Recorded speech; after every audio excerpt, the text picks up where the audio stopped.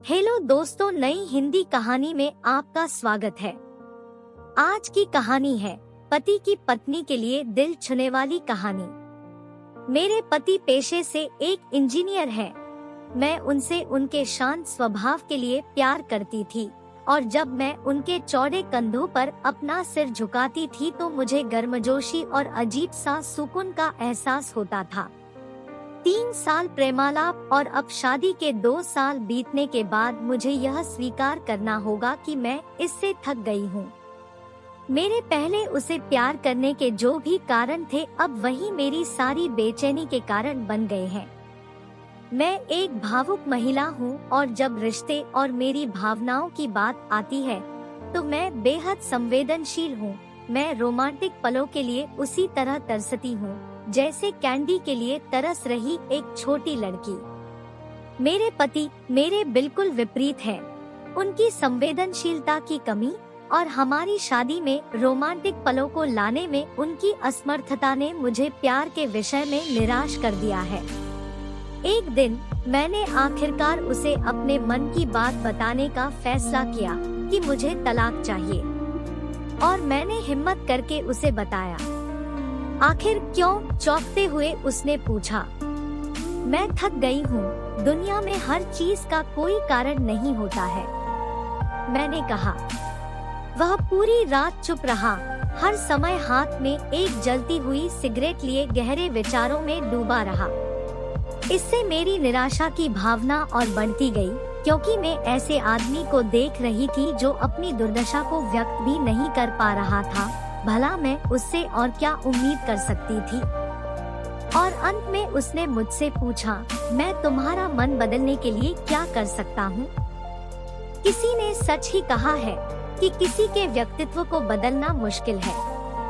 मुझे लगता है मेरा उस पर से विश्वास उठना शुरू हो गया है। उसकी आंखों में गहराई से देखते हुए मैंने धीरे से उत्तर दिया, मैं तुम्हें एक सवाल पूछती हूँ। अगर तुम्हारा जवाब मेरे दिल को मना सके तो मैं अपना विचार बदल दूंगी। मान लो मुझे एक पहाड़ की चट्टान पर खिला एक फूल चाहिए और हम दोनों को ये पता हो कि उस फूल को तोड़ने से तुम्हारी मृत्यु हो जाएगी। क्या तुम मेरे लिए ऐसा करोगे? उसने कहा, मैं कल तुम्हें इसका जवाब दूंगा। उसकी प्रतिक्रिया सुनकर ही मेरी उम्मीदें धराशायी हो गई।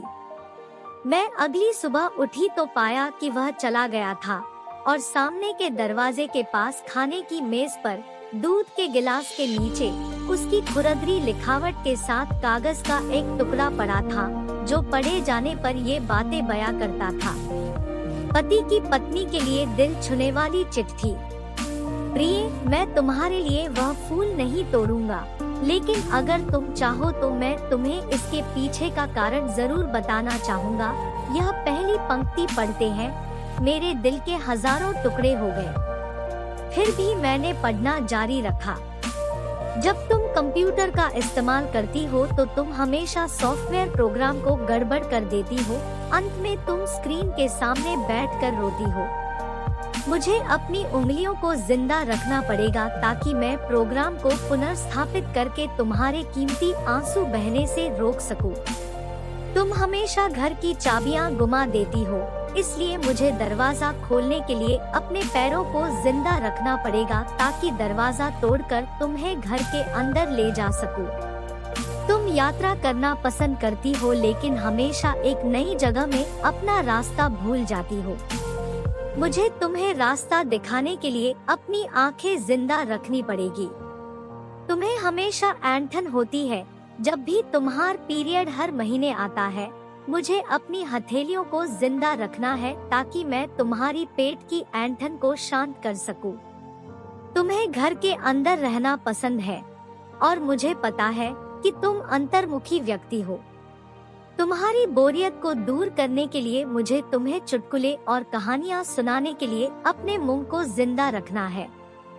तुम हमेशा कंप्यूटर और टीवी देखती हो और इससे तुम्हारी आंखों का भविष्य अच्छा नहीं होगा। मुझे अपनी आंखों को बचाना होगा ताकि जब हम बूढ़े हो जाएं, तो मैं तुम्हारी आंखें बन सकूं। तुम्हारे सिर से सफेद हो रहे बाल चुन सकूं, तुम्हारे नाखूनों को बिना तुम्हें चोट पहुंचाए काट सकूं। मैं भी समुद्र तट पर टहलते हुए तुम्हारा हाथ पकड़ना चाहता हूँ। जैसे तुम धूप और सुंदर रेत का आनंद लेती हो और खुशी से गाने गुनगुनाती हो, उसे मैं अपने कानों से सुनना चाहता हूँ, इसलिए मेरे कान जिंदा रहने चाहिए। जब तुम नहा के निकलती हो तो तुम्हारी भीनी भीनी खुशबू को महसूस करने के लिए मेरा नाक जीवित होना चाहिए। इसलिए मेरी प्रिय, जब तक मुझे यकीन नहीं होता कि कोई है जो तुमसे इससे अधिक प्यार करता है, मैं तब तक उस फूल को नहीं तोड़ूंगा।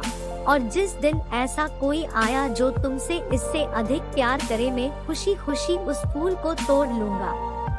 ये पढ़ते ही मेरे आंसू पत्र पर गिरे और उसकी लिखावट की स्याही धुंधली हो गई।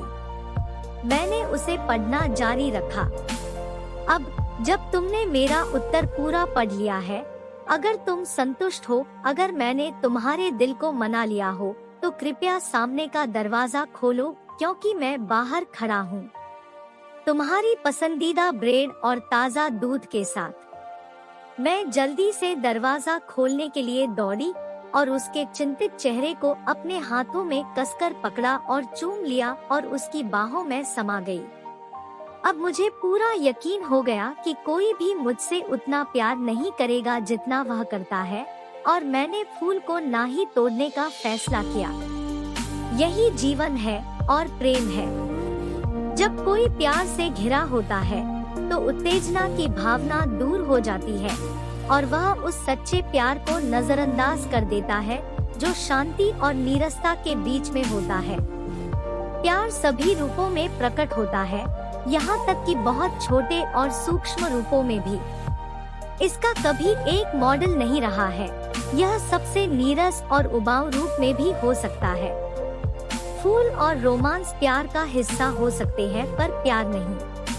तो दोस्तों, आपको ये प्यार भरी पति पत्नी की कहानी कैसी लगी? इस छोटी सी कहानी ने आपके भी दिल को छुआ या नहीं? कमेंट करके अपनी प्रतिक्रिया दें। ऐसे ही नई कहानी को सुनने के लिए चैनल को सब्सक्राइब करें, लिखें और कमेंट करें।